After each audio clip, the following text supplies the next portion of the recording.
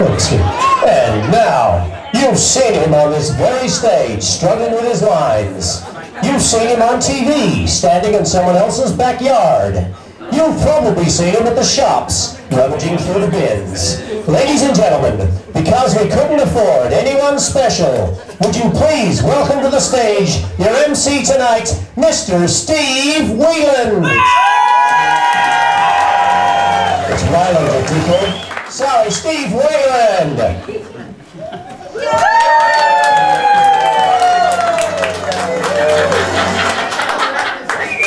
Yeah, I know what you're thinking. Well, look at that jacket. It's a bit big for him, isn't it?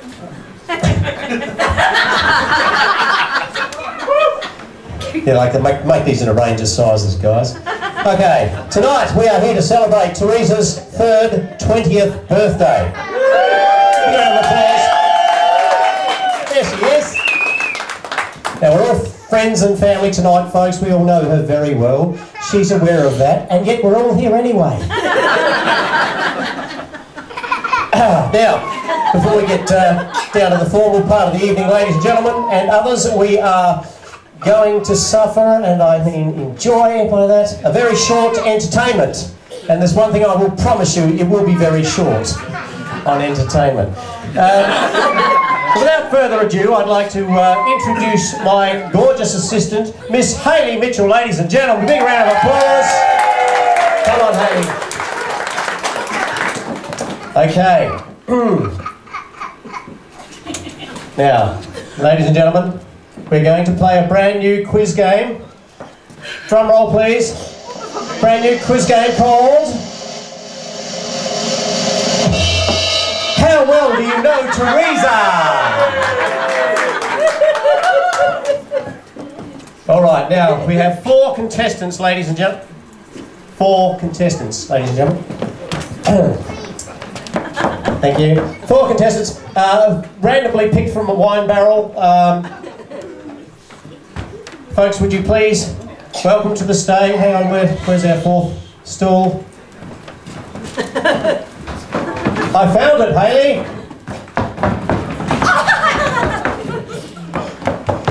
Will you please welcome to the stage our first contestant, the ever gorgeous Miss Tina Hall, ladies and gentlemen.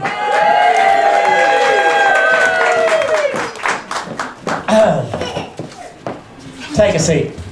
And our second contestant, ladies and gentlemen, the impossibly handsome Mr. Curtis Raymond.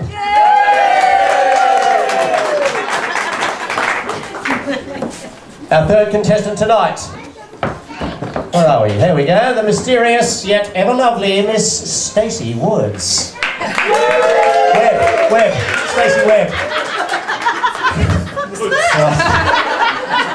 Some of the good I met down the pub. And our final contestant. Now, what can I say about this man? I mean, no, seriously, I got nothing. Mr. Damon Hill, ladies and gentlemen.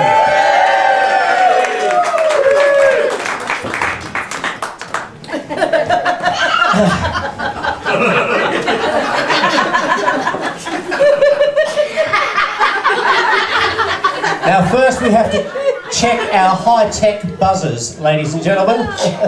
So would everyone please like to wave their buzzers in the air? Make sure they're working. Lovely electronic... Okay, they're bats. Some theatre companies spend a lot of money sometimes. Now I'm going to ask a series of questions, and the first one to raise their bat the highest will get to answer.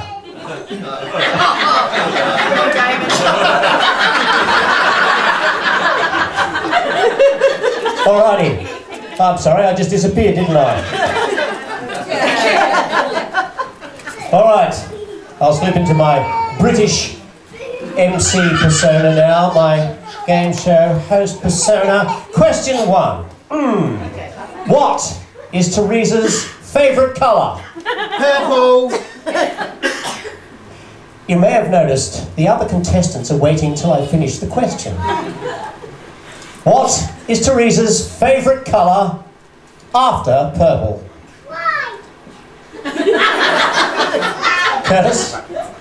Is it purple? Correct!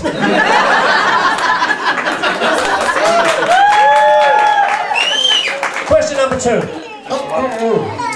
When Theresa had her groceries home delivered, why did she choose a company called Banana Blue? Stacey, I believe? Because they didn't have banana purple. Correct! Number 3. In her last crash, what was it?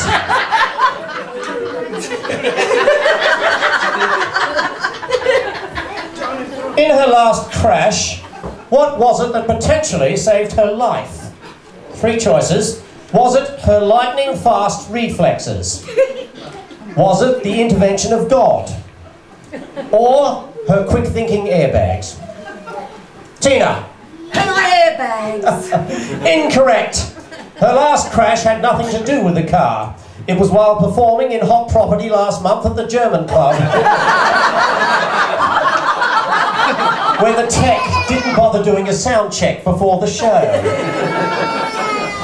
So what saved her, of course, was her talent. Anyone else hear that? Matt Burns' teeth still grinding. All right. Question 4. During Theresa, Stacey and Tina's first evening on their recent cruise to Tasmania, it was recorded that the ship hadn't lost that much alcohol in one night since they were raided by pirates. Your question is, what was their last port of call? Devonport, Port Arthur, or Yalumba 4 Crown? Curtis? Davenport. Incorrect. The correct answer is that none of them remember. So what goes into the coxswain's diary stays in the coxswain's diary. Right, number 5. Theresa keeps a pet at home. A rather unusual pet, a rather sedentary creature that only eats when it's fed, rarely comes up for air, and gets agitated when anyone taps on the front glass. What is its name? Tina. Peter. Correct.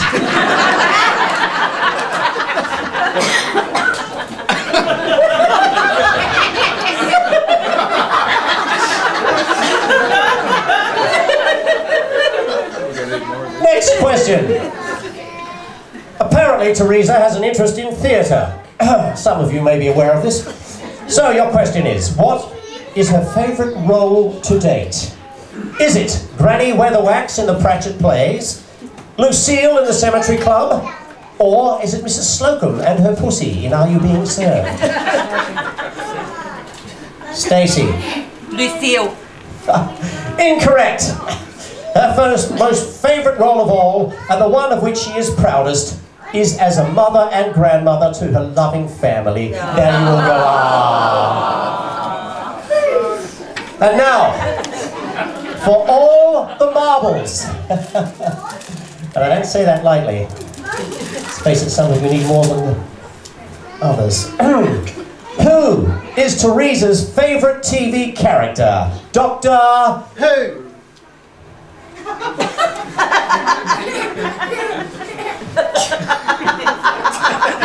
Alright, I'll ask it again. Who is Theresa's favourite TV character? Doctor Who?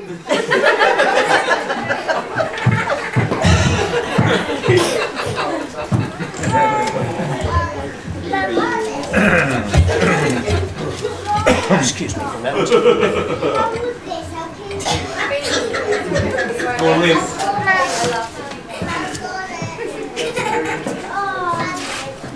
You're not very good at this, are you? Now then, what is your answer? Not what, who? What? Now you're making this far more difficult than it should be, aren't you? I'm trying to give you the Now answer. you're giving me something, all right. It's who? Dr. Bloody Who. Oh, Dr. Bloody Who, is it? Not, lives next door to Dr. Bloody Where and Dr. Bloody Why, does he? That's his name, Doctor Who. Doctor Who is the question. No, it's the bloody answer. Which doctor? No, he's a normal doctor. Who is? Exactly.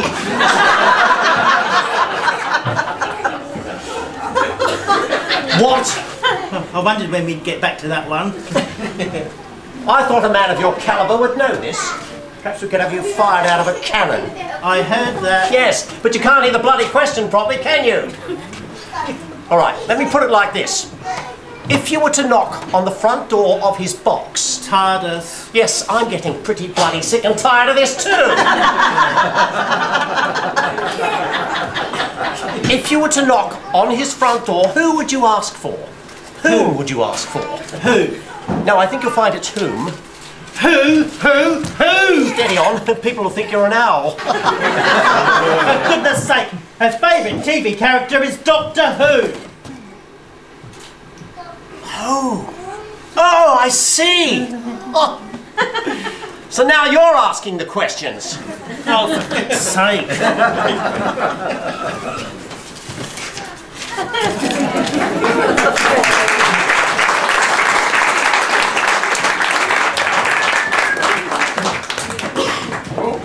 Ladies and gentlemen, thank you very much. Curtis would like to remain on the stage and say a few words.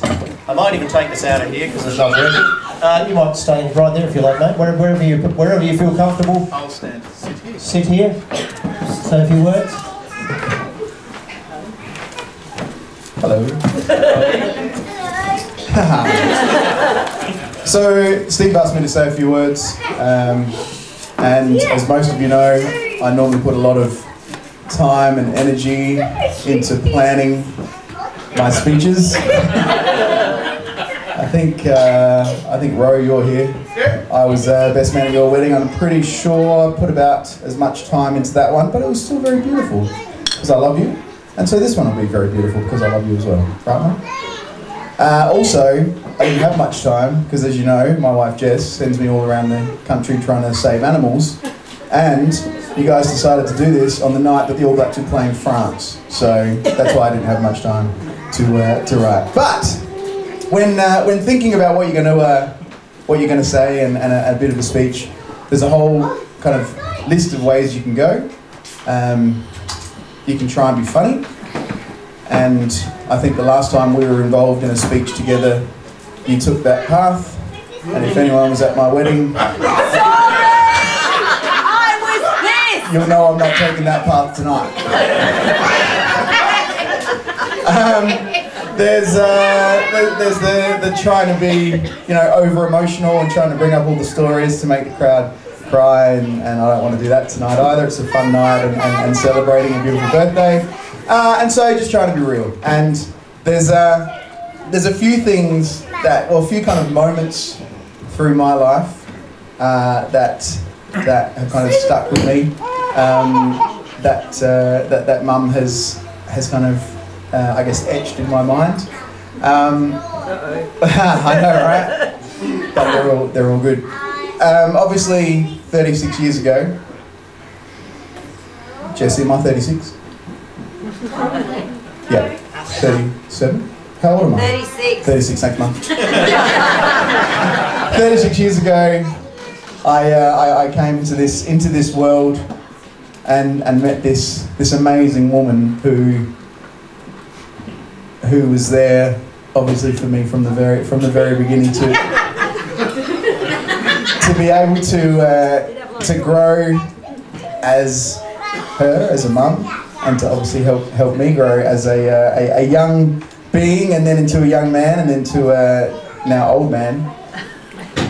I wanted to mention, let's go 3 things that have happened through my time with Mum that have kind of cemented who I am and how she kind of made me who I am today.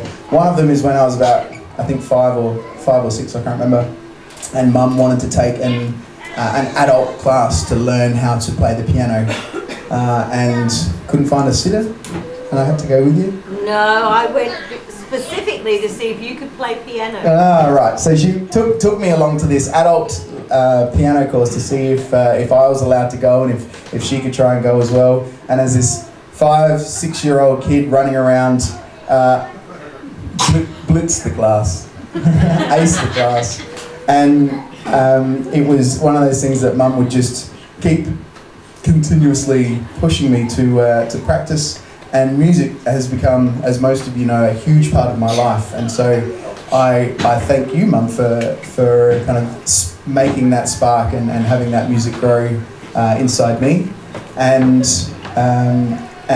kind of being able to kind of help me grow that along the way. The one thing that sticks with me even to this day is Mum would always give me an ultimatum. She would go, you can either do the dishes or you can go and practice piano. So now every time I hear running water, I have to go and practice piano. In my teens,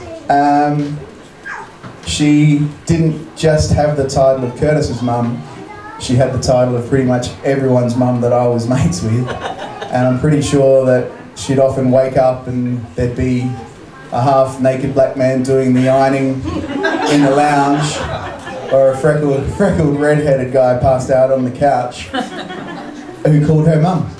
And so she quickly got the title of Curtis's mum, and if you've ever sent her an email, you'll know she's still kind of got that title of Curtis's mum. And that was just because she was a mum to everyone.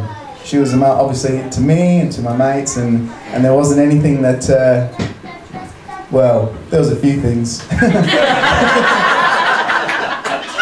But normally, it was such a cool way to grow up and to have Mum there, to be part of it, and to kind of install into me that, yeah, I may not have been the best kid growing up, but I always knew that I was safe there, and I always knew that I could be open there, and hopefully I'm imparting that onto my kids as well. And so, you know, if they're going to go off and do stupid things, then do them stupid things at home, because you know that your parents are going to be there to help you out. But the one thing in my teens that really sticks with me is, if ever any kids here growing up and you have a mum that for part of her job has to wear a pink and purple tracksuit and green hair, make sure she's not doing part of that job on the day that you get sick at school. Because then, from then on, you become that guy that got picked up by the clown because you were sick at school. Absolutely one thing that stuck in my mind. And there's one other thing that, that for some crazy reason means a lot to me, and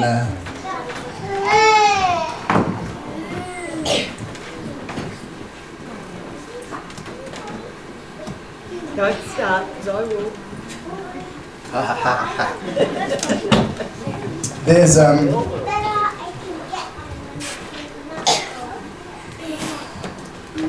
there's a couple of people that couldn't be here tonight.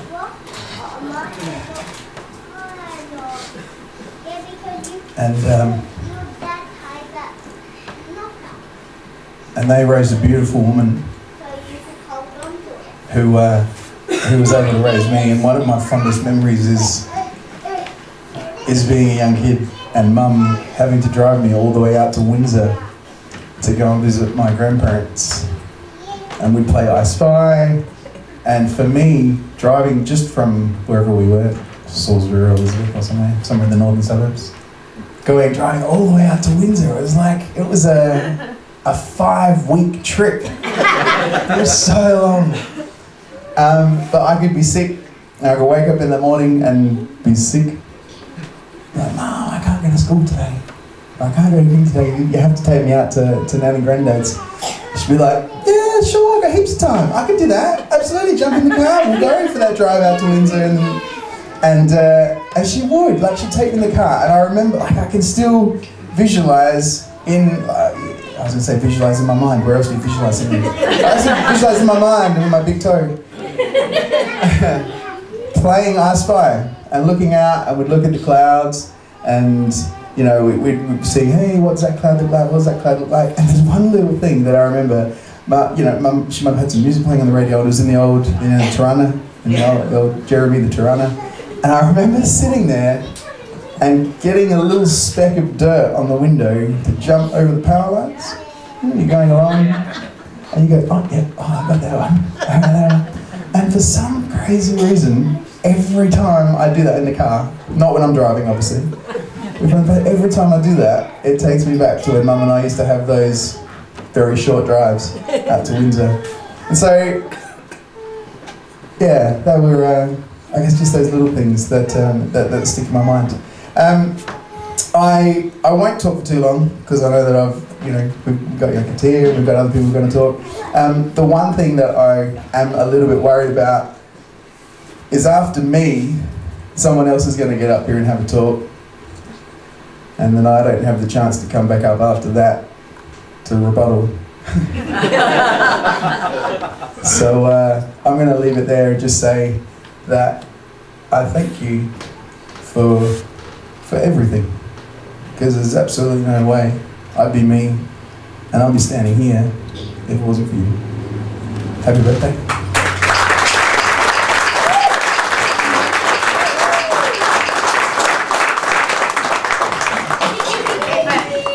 I might just mention on Theresa's birthday on Thursday night, Curtis and Jess presented Theresa as part of the present they gave her, a very, very generous present, was a bottle of wine, a 1958 bottle of Italian red.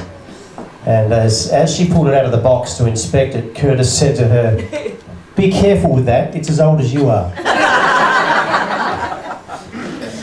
Now I think Peter would like to come up and say a few words. We may need assistance on the screen for this one. If you'd like to give Peter a big round of applause, please, ladies and gentlemen.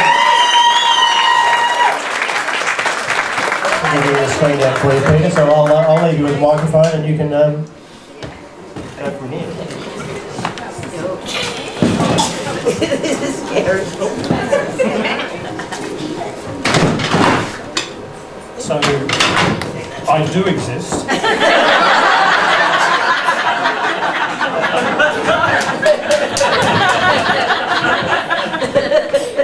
So, I'd like to thank the gang that organised this. It wasn't me, it was another gang, and you all know who you are.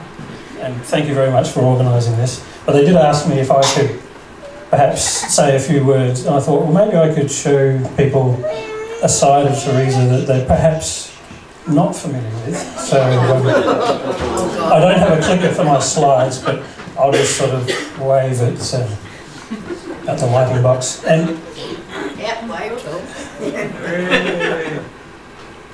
so some of you may remember this from earlier this year. So Theresa came down and rescued this koala.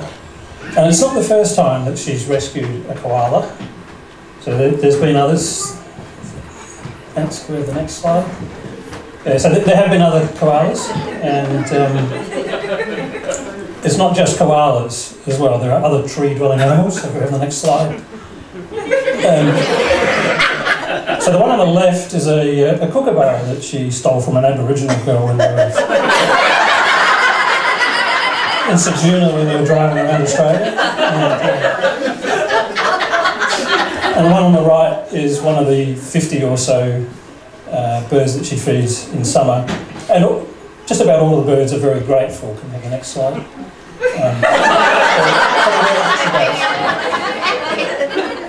Next slide.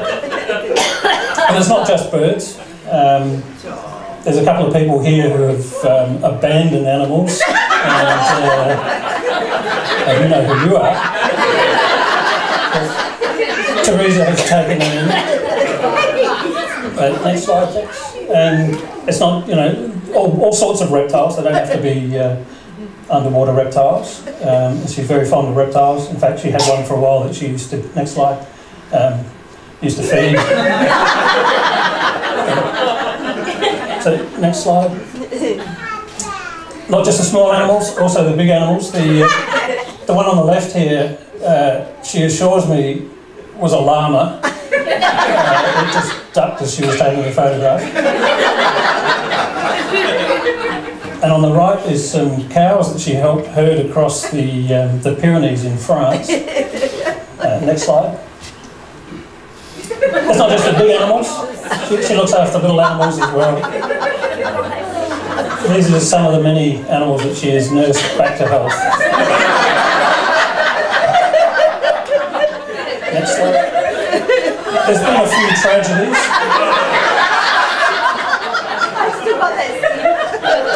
Next slide.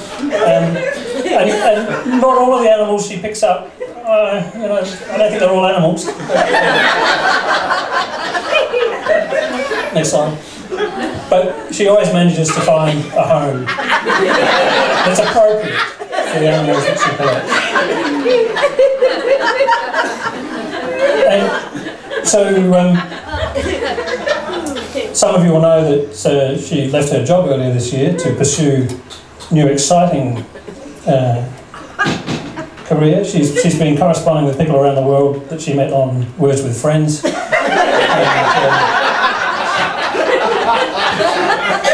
Inspired by two of her favourite characters. Next slide. She's setting up international animal rescue. I know, you've all been very supportive to her through her theatre, and I'm sure you'll support her in this latest venture. So I'd like to just join me in thanking. I'd like to thank you all for the support you've given Theresa, and I hope you support Terry in her next venture.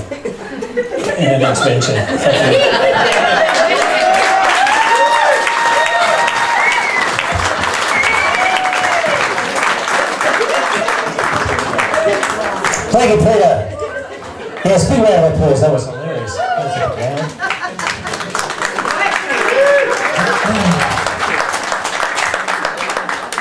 Okay, I've got a couple of thank yous. Well, I don't know if I should do them yet or not. There's a few co-conspirators for tonight's little secret that we had to keep. Very hard to keep a secret from the president of the theatre group and hold in the theatre, guys, I can tell you. But we do have to thank a few people. There's the Rat Pack, we'd like to call them. There was Curtis, Tina, Hayley, Stacey, Damon, Peter. People that helped here tonight as well. We've had Rob, Mike, Penny, people that have been here during the day, organising the theatre, getting it ready for everyone.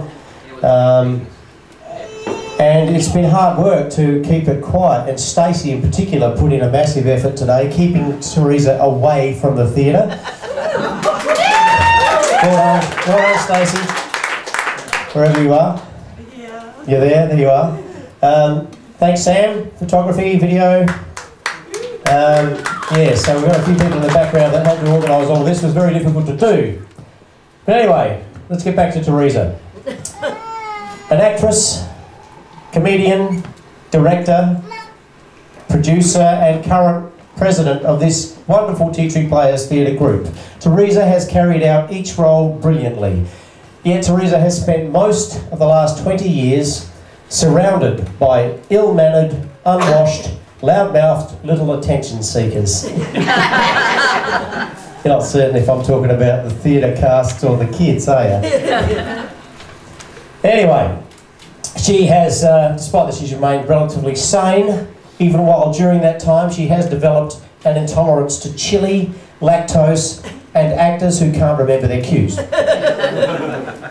In fact, she's the only one I've worked with that knows everyone's lines even better than they do. Who remembers their first ever line on stage from 30 years ago? Theresa does. It was Camelot, in Camelot. She had only one line. I have the list here for you, my lady. Oh, you bastard. Which leads one to wonder, what was this list? Was it a to-do list? A shopping list? A hit list? Now, she's generous and always thinking of others. Most of you don't know that she's given blood almost 50 times. Big round of applause, folks. And that's just while set building. Theresa probably can't remember how many sets she has helped decorate over the last 10 or 20 years. Quite a few. Let's just say if you ever wanted to wallpaper the Sydney Harbour Bridge, she's your girl. So ladies and gentlemen, a woman who sniffed more glue than Ozzy Osbourne, please welcome to the stage the birthday girl herself, Theresa. Big round of applause, guys.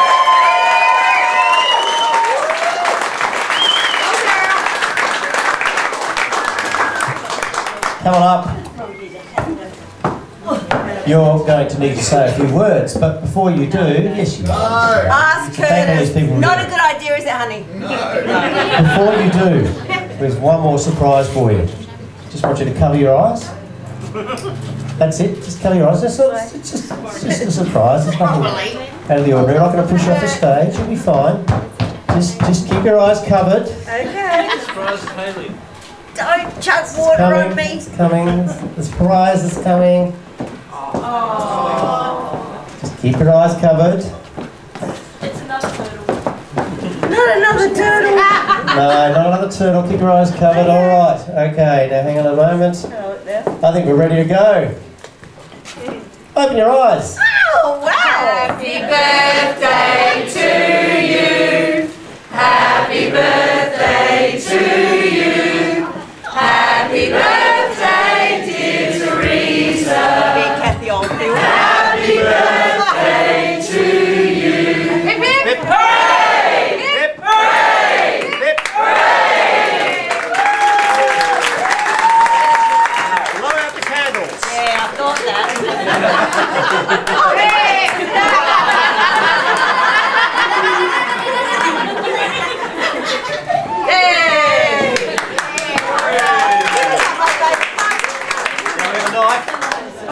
We'll all stand clear. Ready? Who wants a piece? Thanks, Kathy, for this. On the bottom bit? Yes. The bottom bit? Yeah. Okay. Many thanks to Kathy for making the cake. Brilliant cake. Beautiful.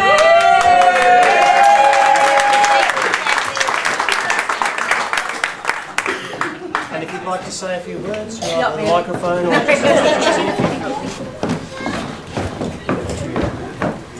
Well, I'd like to thank everyone very much. I mean, as anyone who knows me knows that this is probably the first time in my life anything's happened for me that I haven't had to arrange. I think I even arranged my own 21st birthday party. Mum arranged where we were going, but I had to organise everything else. So thank you all very, very much. I mean, I'm just very surprised and amazed that all of you care that much to turn up, which is fantastic.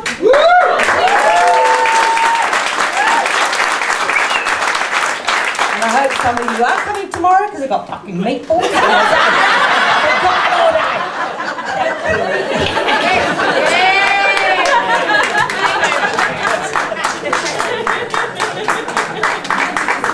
It was really hard to stop her organising her own bloody birthday. Anyway, well done. Give her another round of applause, folks. Thank you for your patience and being with us. Let's have a party. Yeah!